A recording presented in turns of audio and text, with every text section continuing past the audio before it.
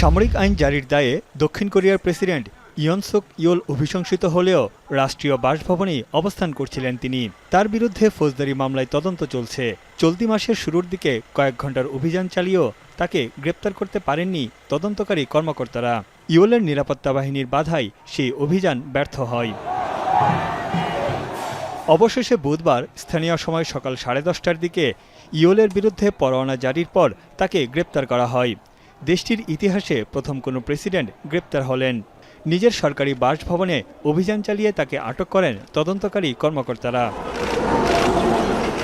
বাসভবনের সামনে কাঁটাতারের বেড়া ও বাস দিয়েও নিজেকে রক্ষা করতে পারেননি ইয়োল।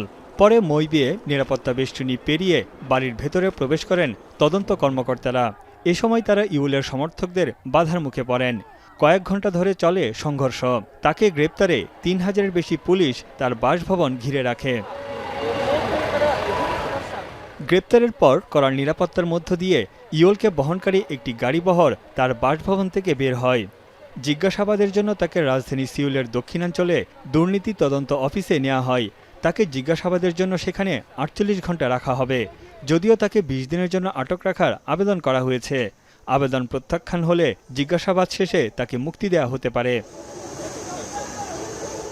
যদিও প্রেসিডেন্ট ইয়ন সুক ইয়োল বলছেন তার বিরুদ্ধে গ্রেপ্তারি পরোয়ানা অবৈধ, যা দুর্ভাগ্যজনক। গ্রেপ্তারের আগে নিজ বাসভবন থেকে এক ভিডিও বার্তায় তিনি জানান, রক্তপাত এড়াতেই তিনি তদন্ত কর্মকর্তাদের সামনে উপস্থিত হয়েছেন।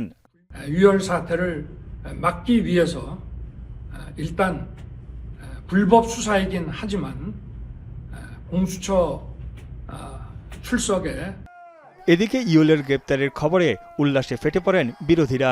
রাস্তায় নেমে আনন্দ মিছিল করেন বহু বাসিন্দা। যদিও উল্টো চিত্র দেখা গেছে কোথাও কোথাও। ইয়োলের গ্রেপ্তারের খবরে কান্নায় ভেঙে পড়তে দেখা গেছে অনেককে। 가급적 빨리 체포가 되어야 된다고 생각합니다. 사실 윤석열 대통령 측에서는 গেল 3 ডিসেম্বর সবাইকে হতবাক করে দিয়ে দক্ষিণ কোরিয়ায় সামরিক আইন জারি করেন ইয়ন সুক ইয়োল। তীব্র প্রতিবাদের মুখে মাত্র 6 ঘন্টার মাথায় তা প্রত্যাহারে বাধ্য হন তিনি। এরপরই রাষ্ট্রদ্রোহিতার অভিযোগ এনে তার পদত্যাগের দাবিতে উত্তাল হয় গোটা দক্ষিণ কোরিয়া। তানভীর জানি, এখন বিশ্ব। একনল হ্যান্ড ওয়াশ 100% প্যারাবেন ফ্রি, তাই নিরাপদ হাতের জন্য আস্থা রাখুন একনলে।